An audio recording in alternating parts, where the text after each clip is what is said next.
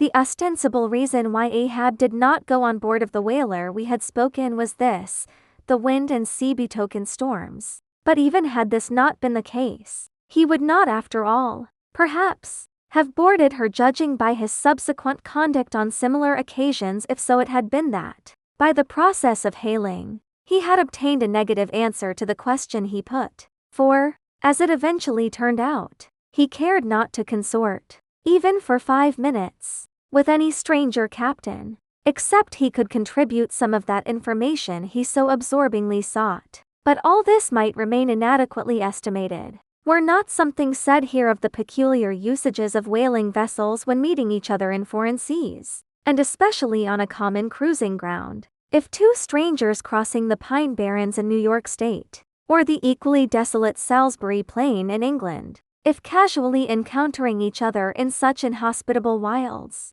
these twain, for the life of them, cannot well avoid a mutual salutation, and stopping for a moment to interchange the news, and, perhaps, sitting down for a while and resting in concert, then, how much more natural that upon the illimitable Pine Barrens and Salisbury Plains of the sea, two whaling vessels descrying each other at the ends of the earth off lone Fanning's Island, or the far-away King's Mills, how much more natural, I say, that under such circumstances these ships should not only interchange hails, but come into still closer, more friendly and sociable contact. And especially would this seem to be a matter of course, in the case of vessels owned in one seaport, and whose captains, officers, and not a few of the men are personally known to each other, and consequently, have all sorts of dear domestic things to talk about. For the long-absent ship, the outward bounder,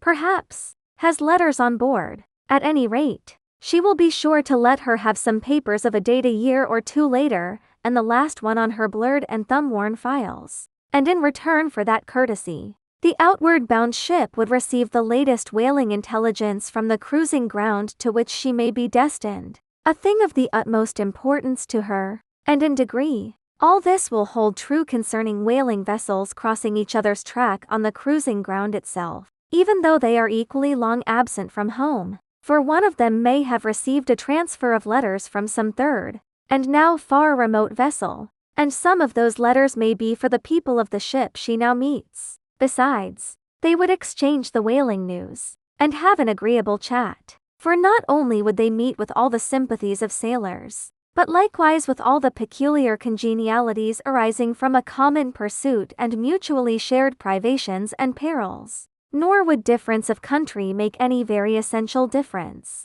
that is, so long as both parties speak one language, as is the case with Americans and English, though, to be sure, from the small number of English whalers, such meetings do not very often occur, and when they do occur there is too apt to be a sort of shyness between them, for your Englishman is rather reserved, and your Yankee, he does not fancy that sort of thing in anybody but himself. Besides, the English whalers sometimes affect a kind of metropolitan superiority over the American whalers, regarding the long, lean Nantucketer, with his nondescript provincialisms, as a sort of sea peasant. But where this superiority in the English whaleman does really consist, it would be hard to say, seeing that the Yankees in one day, collectively, kill more whales than all the English, collectively, in 10 years. But this is a harmless little foible in the English whale hunters, which the Nantucketer does not take much to heart,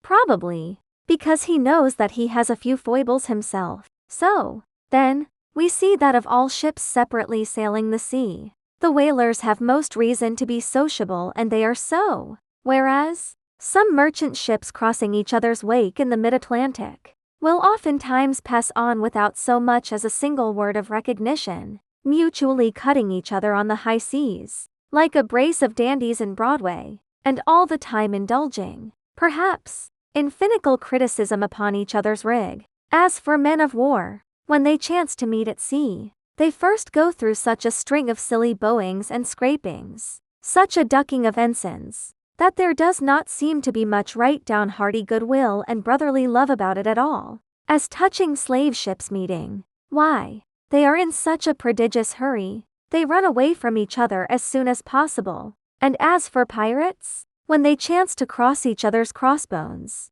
the first hail is how many skulls, the same way that whalers hail how many barrels, and that question once answered, pirates straightway steer apart, for they are infernal villains on both sides, and don't like to see over much of each other's villainous likenesses. But look at the godly, honest, unostentatious, hospitable, sociable, free and easy whaler. What does the whaler do when she meets another whaler in any sort of decent weather? She has a gam, a thing so utterly unknown to all other ships that they never heard of the name even, and if by chance they should hear of it, they only grin at it, and repeat gamesome stuff about spouters and blubber boilers, and such like pretty exclamations. Why it is that all merchant seamen, and also all pirates and man-of-war's men, and slave ship sailors, cherish such a scornful feeling towards whale ships. This is a question it would be hard to answer, because,